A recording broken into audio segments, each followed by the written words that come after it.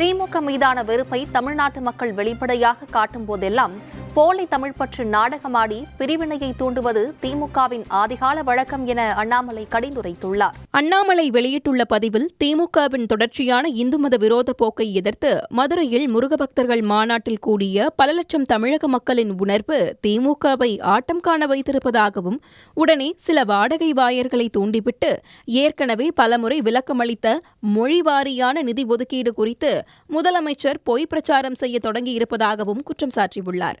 அரைத்த மாவையை முதல்வர் மீண்டும் மீண்டும் அரைப்பதால் இதோ மொழிவாரியாக வழங்கப்படும் நிதி தொடர்பாக ஏற்கனவே தான் விளக்கமளித்த காணொலி என கூறி வீடியோ ஒன்றையும் அண்ணாமலை வெளியிட்டுள்ளார்.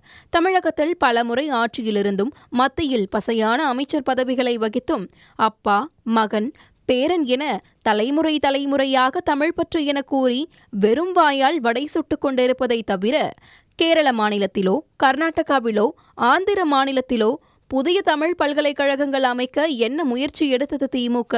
யார் உங்களை தடுத்தார்கள் எனவும் அண்ணாமலை வினா தொடுத்துள்ளார்.